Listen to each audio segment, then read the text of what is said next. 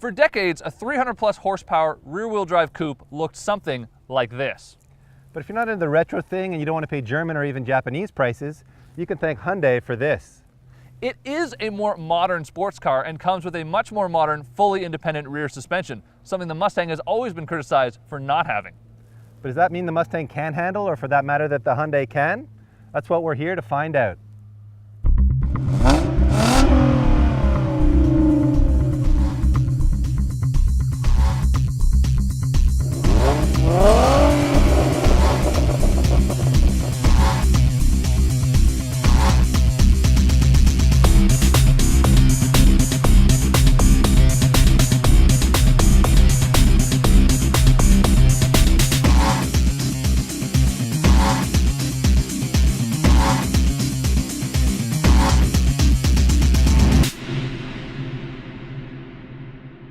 Powering this Genesis is its 3.8-liter V6 engine that makes 348 horsepower and 295 pound-feet of torque. It weighs around 3,500 pounds and has a weight distribution of 56 front, 44 rear. Both the R-Spec and this track model get bigger sway bars, 7% stiffer springs, big Brembos, and 19-inch wheels with Bridgestone summer tires. For the stripped-down R-Spec model, you pay $28,750. And for the fully loaded track model like we have today, you pay $33,000. Under the Mustang's hood is a 3.7-liter V6, making 305 horsepower and 280 foot-pounds of torque. Weighing exactly 3,500 pounds, it has a 54 to 46 front to rear weight distribution. Now you can pick up a base V6 Mustang for just $22,200, although a premium model will cost you more, like $26,000.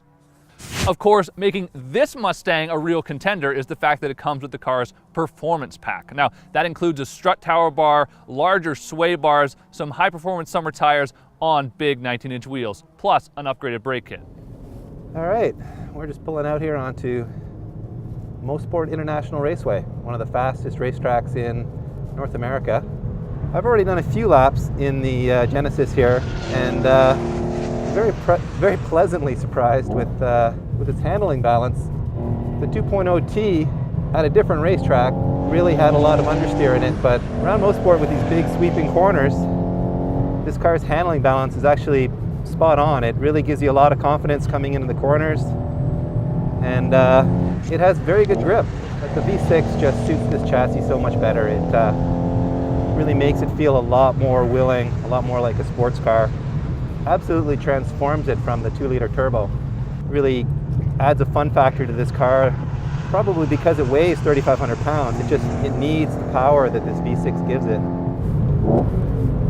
The brakes are only so-so, to be honest. I know the calipers say Brembo, which is one of the best braking companies in the world, but the brake pedal does get a little spongy around here.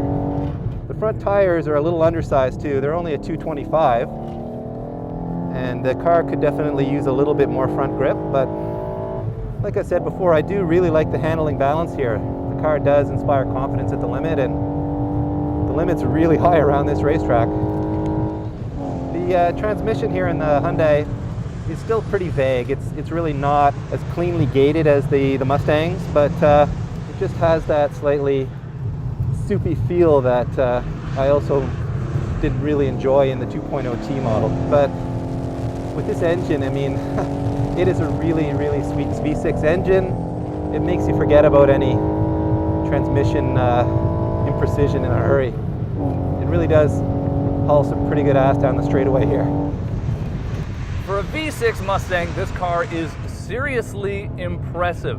One of the things I really like about it is that it's got a square set of tires, meaning it's got the same size on the front and the rear, so it's nicely balanced.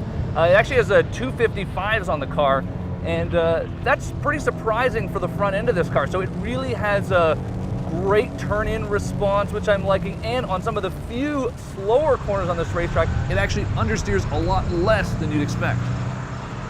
I also really enjoy the shifter feel on this car. I find it's a lot better than that in the Genesis Coupe, and I find the Genesis Coupe has some problems shifting from third down to second, and so that's a real nice thing to be driving this car instead. The brake pedal feel on this car is definitely another highlight. It is much more responsive and just feels better throughout the session here.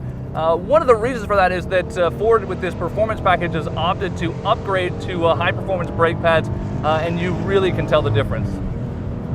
One of the real downsides of this car is that throttle response just isn't all that great, and it really makes you realize how much it is down on power compared to the Hyundai.